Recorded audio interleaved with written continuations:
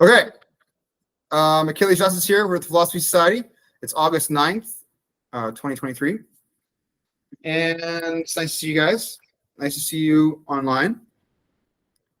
So we were discussing in the pre-Philosophy Society meeting where we meet. Okay. Yeah, I'll post the, I posted, there's a three to four videos on YouTube from June. And then I did all the titles, and my video editor is working on the other ones. So they'll be there. So today we were communicating about the nature of capitalism and ownership, and whether or not minimum wage or even just making money by the hour in general is like the neo-slavery, we could call it, if we're going to call it anything. And I think one thing to distinguish immediately is that, like, slavery is a, if we're going to call it an institution or a social organization where a human being doesn't have like rights to their own bodily autonomy, for example. And they are, in some ways, the most extreme degree objectified by the other.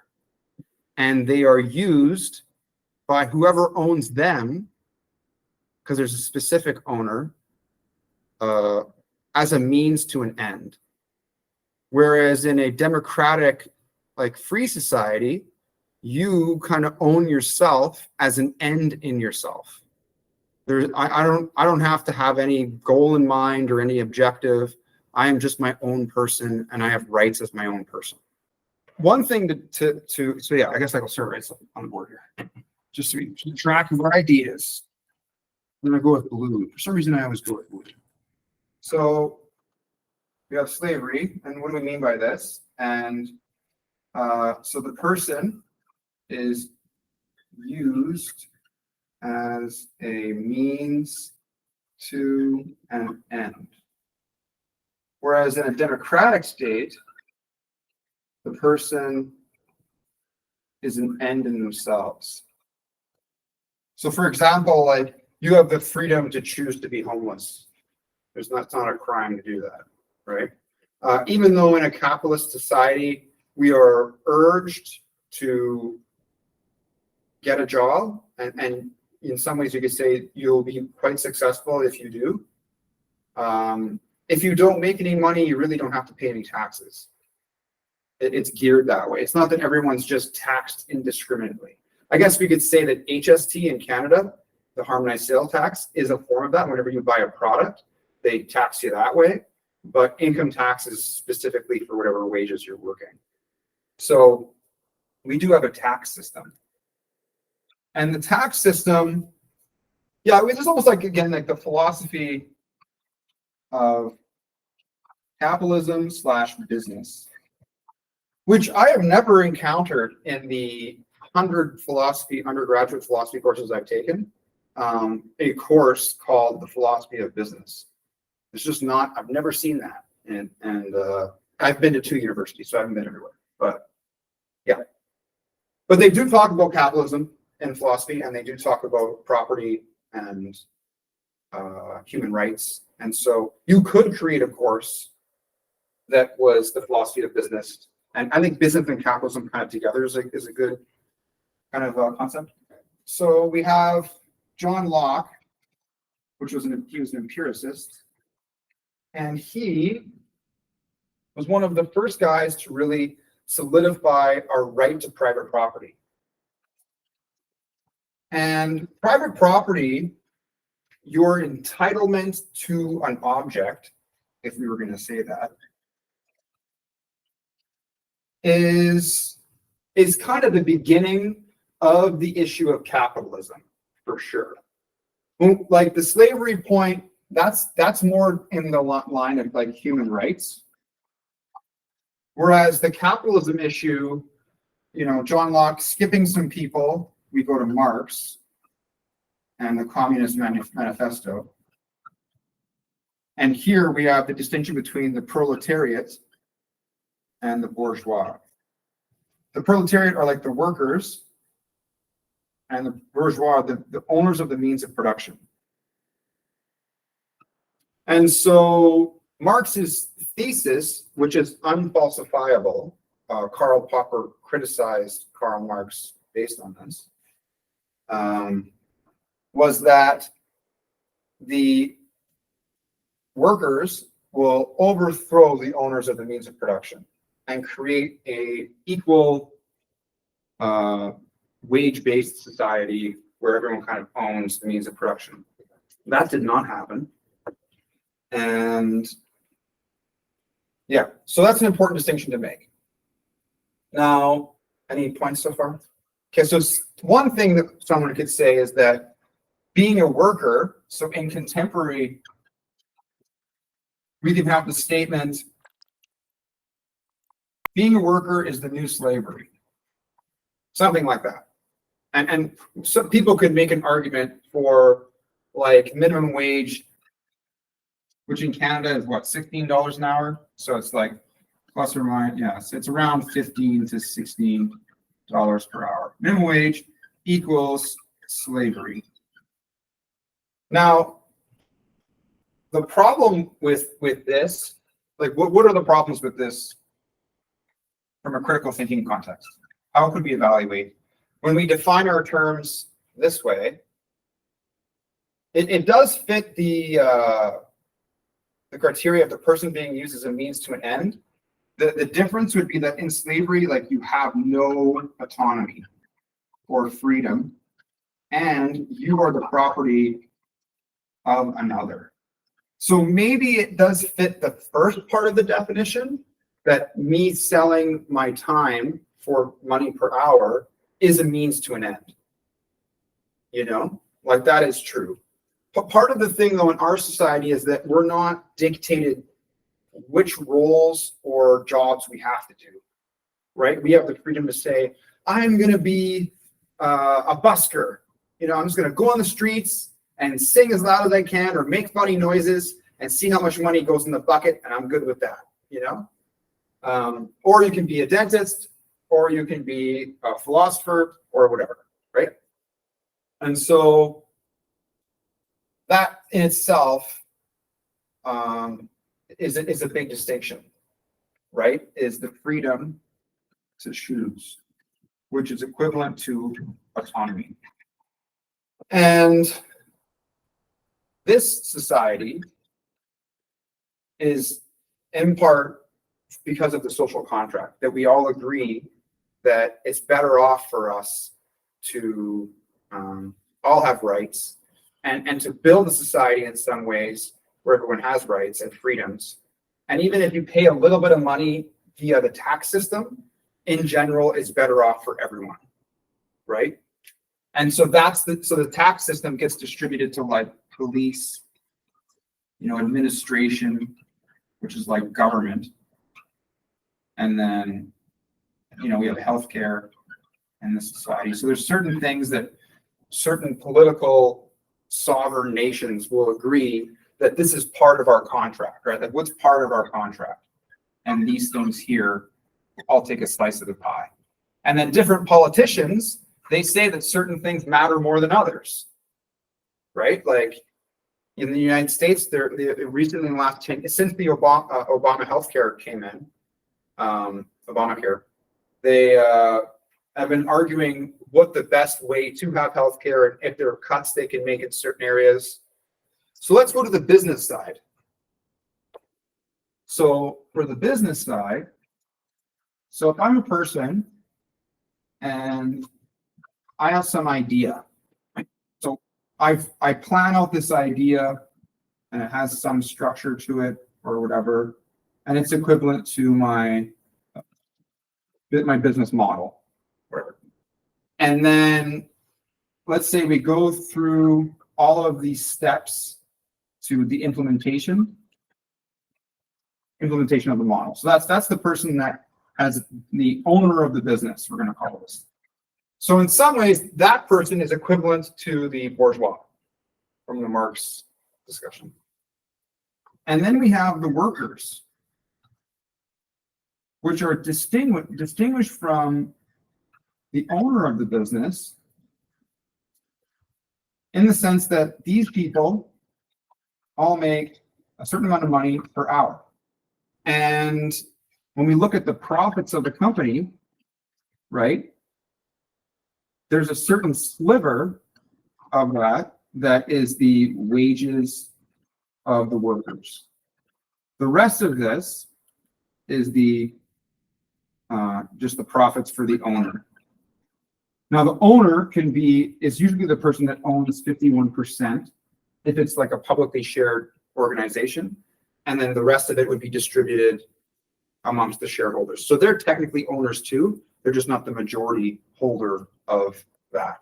And so what that would mean is that they would evenly distribute the profits relative to whatever the profits are. And so from a capitalistic perspective, whoever the owner is, they're necessarily entitled to the profits of the company. That's kind of like the structure of capitalism. And the workers, even though it's democratic, volunteer to give up their time for money. And a lot of people don't like that. A lot of people don't. They're just not, they dislike that, right? And so the argument to the people that have a disdain for an hourly wage would be, you in this society have the right to start your own business. That would be the thing, is that it's not an elitist structure where only certain people have the right. Now you could say, well, that's not the case. Like maybe education, is a thing. Maybe there is money, obviously, is a thing. And so that's where you would just get investors, right? There could be an investor, which could be the bank, and they basically give you a loan for the company. And so we do have that covered too, right? The thing that matters is what is the idea, the business model, and then the implementation of the business model. So some people may just be better at doing that. They may have had someone that shows them. There are different kinds of businesses too, right? Like I'm a part-time carpenter, and you don't have to be a rocket scientist to have your own business in construction. It's very mechanical, like almost by definition. You're just moving things and you're putting things together. And so it doesn't take a great deal of abstract thinking or cognitive capacity to be successful. It does take a certain personality, maybe, like high conscientiousness, like attention to detail. Because if you don't, like, for example, fasten something incorrectly, the building could fall down, right? And there are degrees where more abstract thinking is necessary later on, like for engineers, but that's where they have inspectors that come into a building and approve if the electrical is done correctly so that a electrical fire doesn't occur and the building burns down, right? So, okay, what about now? Anything to interject with? I think this is an accurate map so far, right? So it's like the democratic society, which is sort of represents the Canadian society. Sure. As sort of like, well, there are workers which may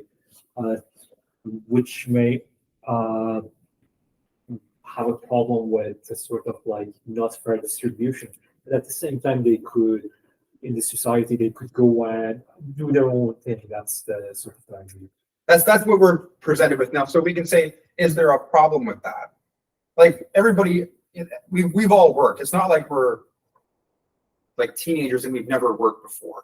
And we're like, what? Because there was a time where we were that age. And we were like this, like when we're understanding what the responsibility of the person in society is. And you're like, what do you mean I have to get a job? Like when you first had that idea, you're like, what do you mean I have to do this? Right? Now that we've done that, we're on the other side of it. We can reflect back and say, well, how is this system working now? Right? Because to criticize the system before you have any experience, you can do that. But your criticism may be relatively limited. Maybe you don't really know what to say that's an issue. Thank you for the coffee, by the way. Okay, so looking back, we could say that like, okay, so I gave some case studies, right? So we have like case one, and that's like Uber, the Uber driver. So there's like case 1A and 1B. Okay. And so for 1A, this person puts in 150 hours per week. This person, B, puts in 20 hours per week. So, and like, let's say that they're both 5 stars. There's no difference in quality. Okay. Okay, so yeah, so there's the workers, and then there's also like the mechanism of the business.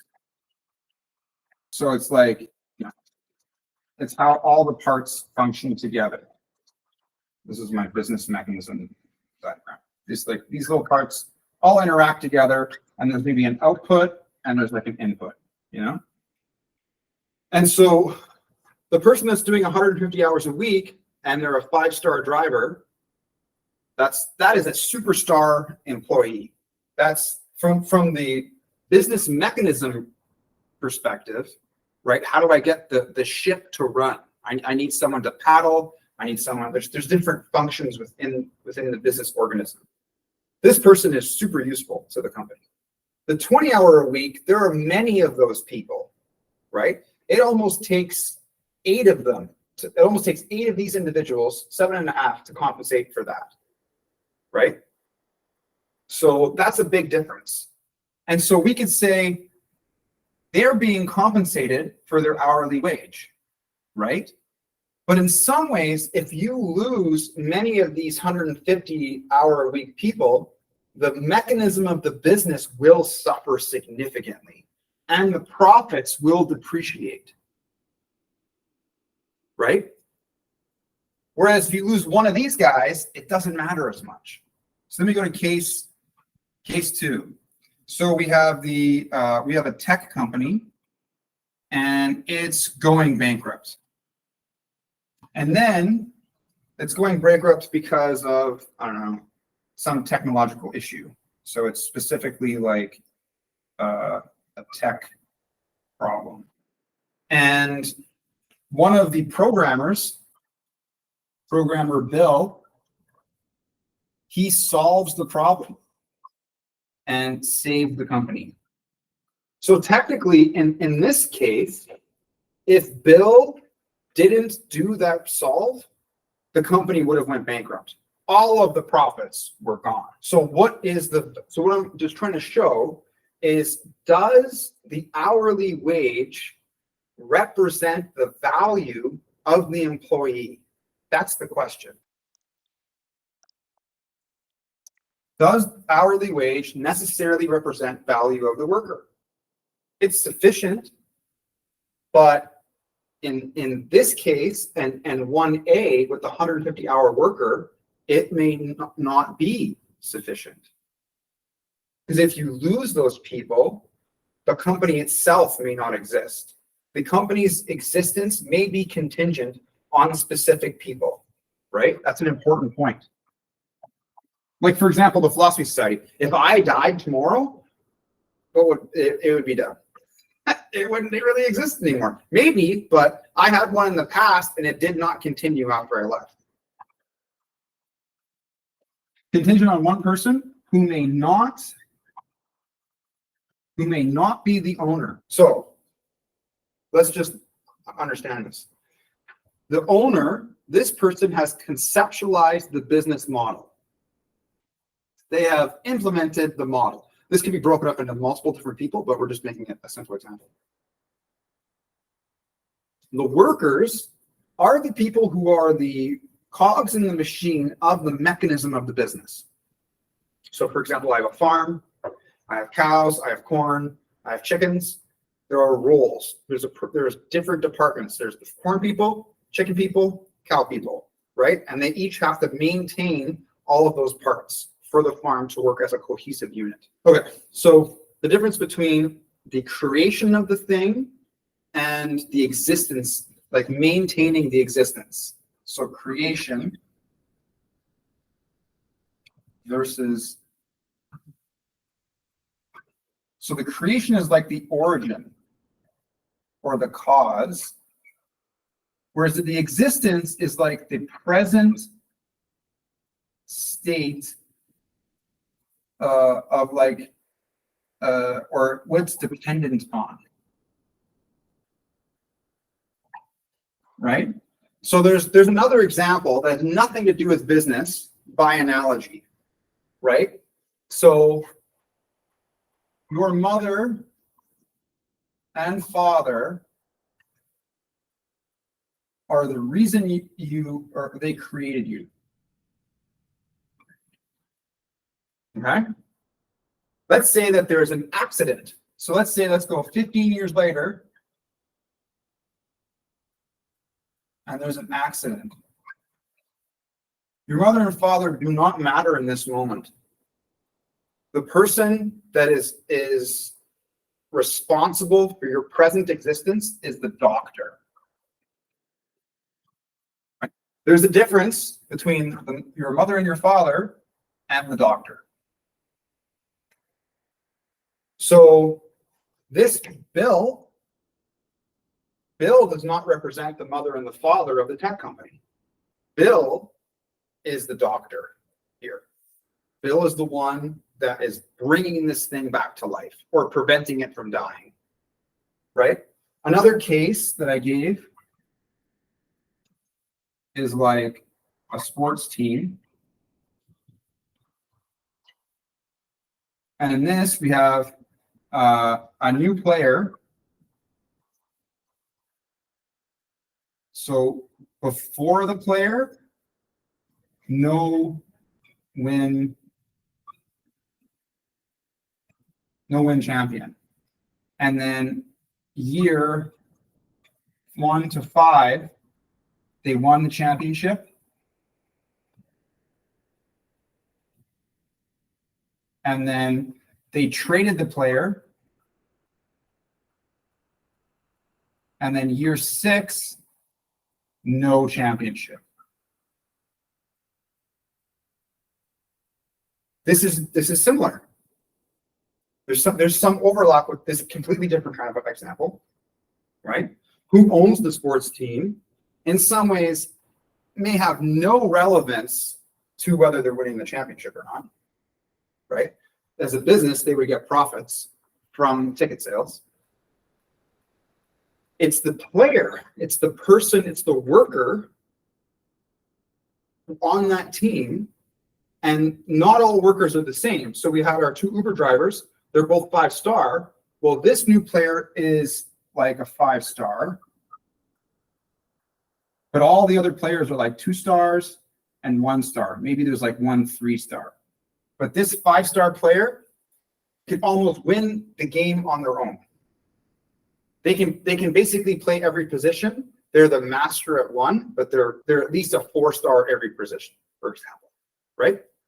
And so this goes back to the contingency or the necessary relationship of one property within the whole that is relevant to the success of the whole. Now, what is the entitlement of that person to something equivalent to ownership? Because ownership, does it only mean profit? Is that the only thing that matters? Is it you get money at the end of the day? Because for the sports person, this person may not care about that specific team. They just always want to be the guy winning the championship. And so for them, it's not the wage that, like a lot of them do care about money, but it's not the wage per se that might matter. It's that they got the trophy. Okay, so can we clarify the question? Is profit the only thing that matters, as opposed to what other things are we comparing it with? Well, I'm wondering if perhaps the ability jurisdiction within the decision-making process of the company. Is that Okay, this is good. Okay, so the owner, one thing they have is profit. Number 2 is they can make decisions. Okay, and so you clarifying the question, we're going back to this tension that we can have in our capitalistic society, when we're working for the hour, working for the man, that kind of a thing, right? And how do you deal with that existentially? This is an existential issue. And there's a lot of like research literature from organizational behavior within psychology that can speak to this stuff. But I'm kind of laying a map here, and thank you so much for providing me the opportunity to discuss this stuff.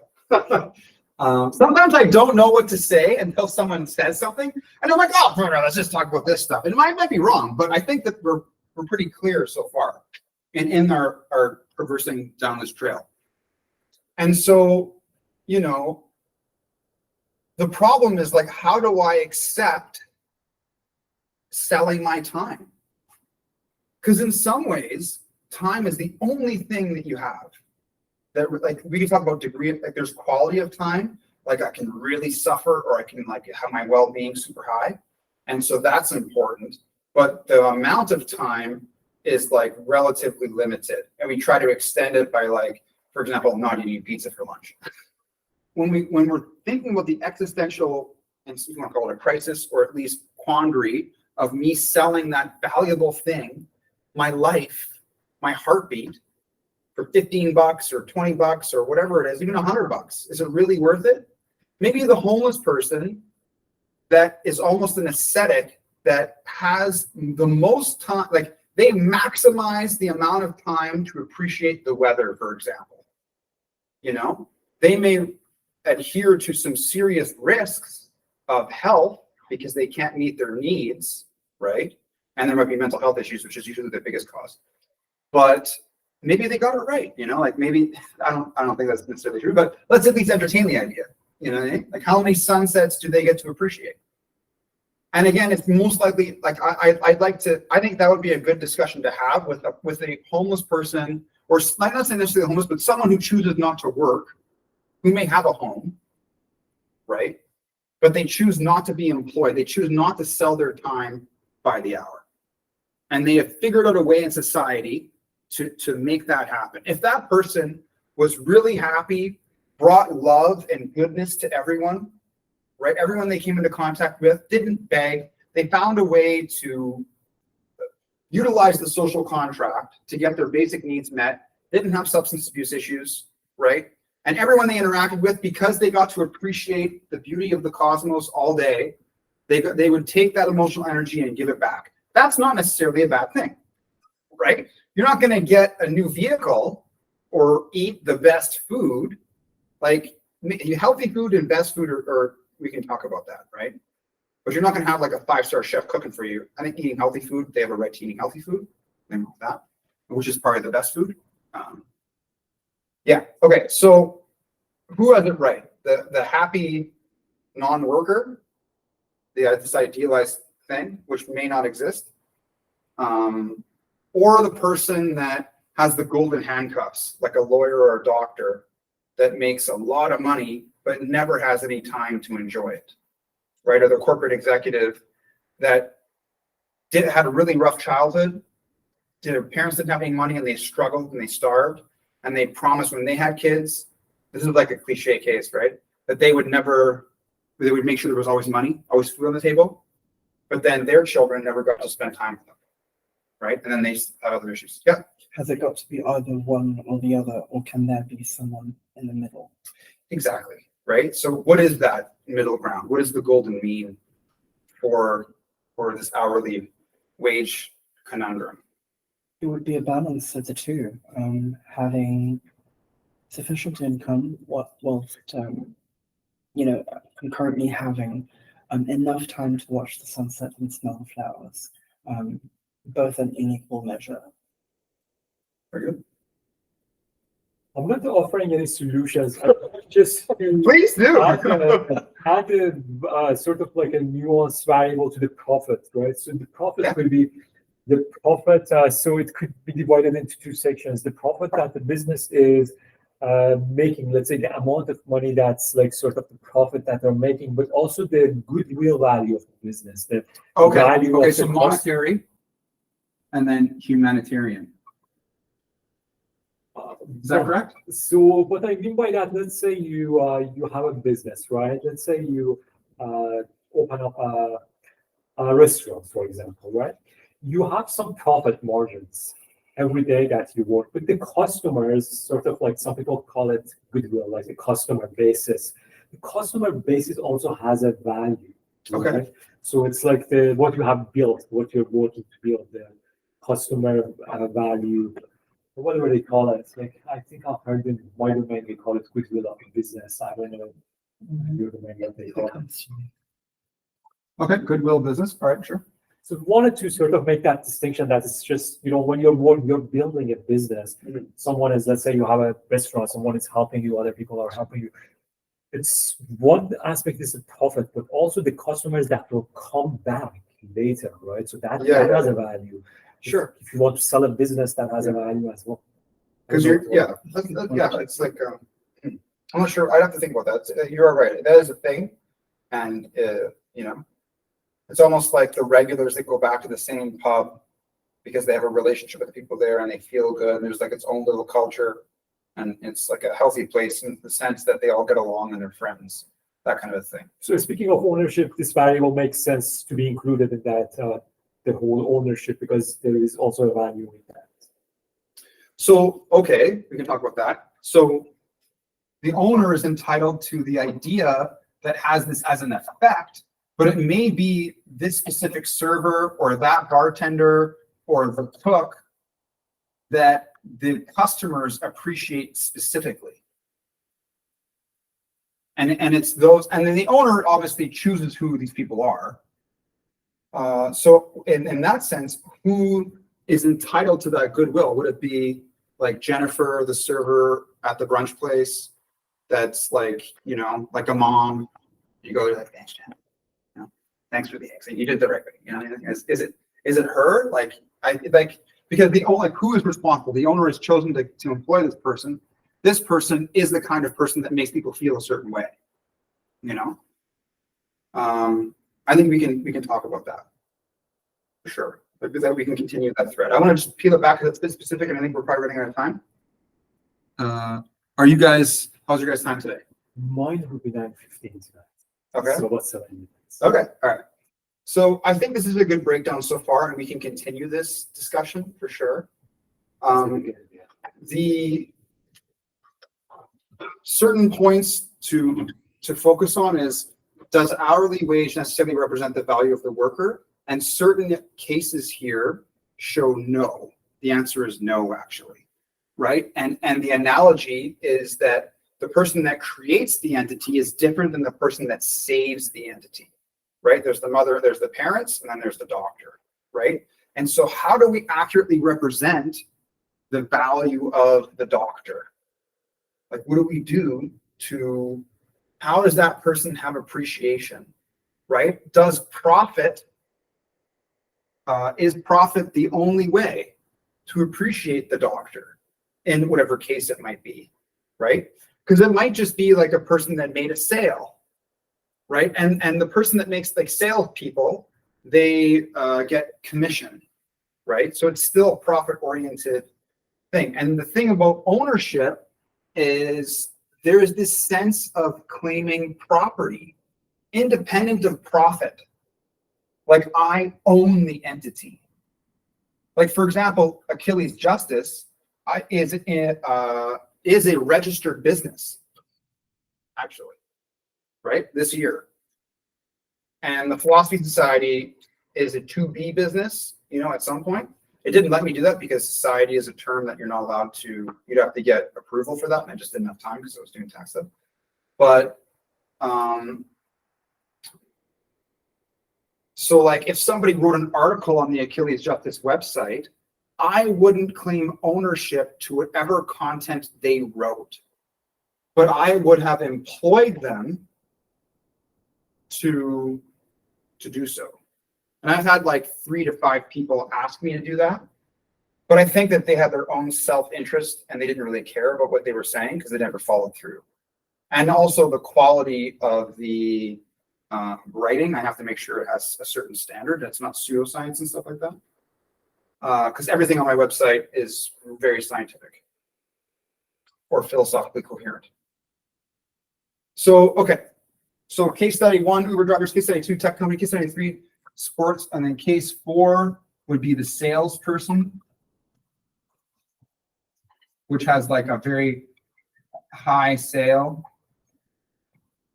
And so owner also has this sense of property. Property distinct from profit, right? It's this element here, that it was my idea. And I can say that. It is a facet of myself, right? Like if this is the person, that's the idea, the self is both of them together. You know?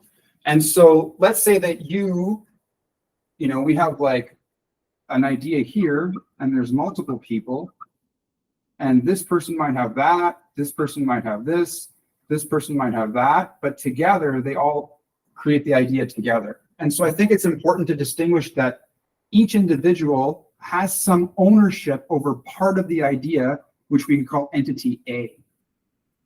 Look at that, you can be a business, right? Like I recently watched the Oppenheimer film, and all of those scientists that participated in that were part owners of the technology, and we could discuss the ethics of the technology, but it's just an example, a contemporary example of multiple people working on a single idea, right? And so intellectual property is part of this too. And so the solution to this problem, the solution to a quick thing is it's when you're choosing to do an activity, you don't want to make the decision based on how much money you're making, actually. That's kind of there are certain categories of money, like you have like minimum wage, and then you have like a relatively good salary, like 70,000, and then you have like 120 plus, right? And within each of these categories, there are certain positions. There's a bunch of different things you could do, right? Like you could be on OnlyFans. There you go. That's one of them, right? You could be a lawyer. You could be a doctor. You could be an entrepreneur, right? Within each category, within the tiered system of lower class, middle class, upper class. And so the thing to do is identify which task. So there's task plus group belonging. These two together, I think, are the properties that will yield the greatest well-being, and it won't even matter that you're getting paid, because you're not giving anything up. Why? Because there's an intrinsic value in the task, so you could get paid nothing. Like I do this predominantly for nothing, because I just love to do it, right? I got something to say. But if I didn't love what I was doing, then it wouldn't be the right thing, right? And then group belonging is that my sense of being part of the community of people who are all doing this task. That is super valuable and super important. And those two things together, because humans are social animals and we get a lot of meaning having some place within this mechanism of the tribe. It's like there's the business model, but I like to think of like camping, right? If you and 4 people go camping, one person collects wood, one person sets up the tent, one person does something else. Everyone has a role, right? One person's getting the food ready. And all of us working together like that, I hypothesize it activates certain primal instincts that led us to surviving together. Humans that had those instincts, being pro-social and cooperating with tasks together, don't have to always be the same task either.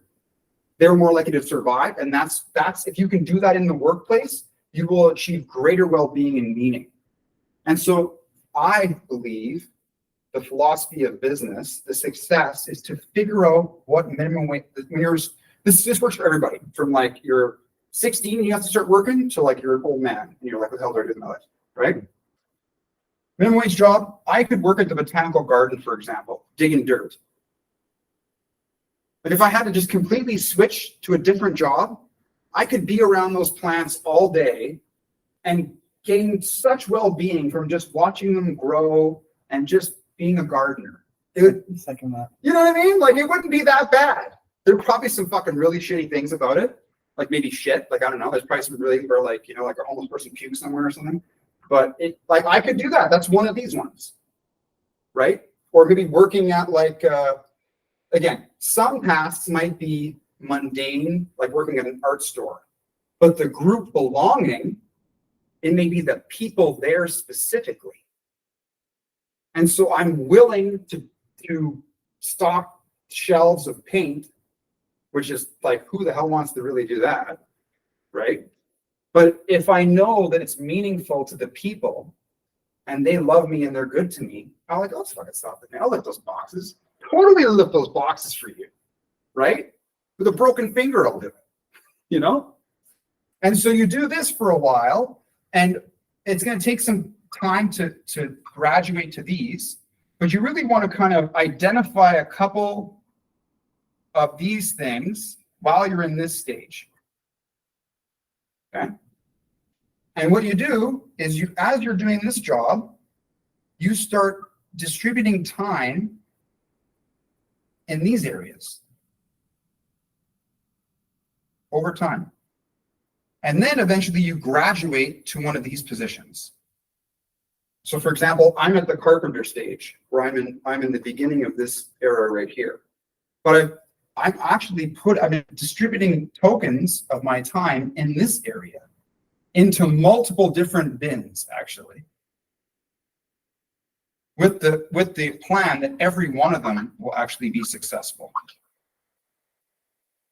And those are contingent on just me. When I say that, I mean that they are directly in line with my identity, and me doing them for free grants me great well-being. And so if you have problems with work, if you feel that this is a slave job, we've already conceptually broken that down, that it can't really make sense because you have autonomy and all these other factors. But the fact that you feel that, that's most likely representative that you don't have either intrinsic value for what's going on, or there's something going on with the group belongingness. And if you don't have this map of where you're going to go, right? This is like a career counselor discussion. If you don't have that, then you are really just waiting to die in some ways. And if you feel that, that is not good. You don't need to feel that, right?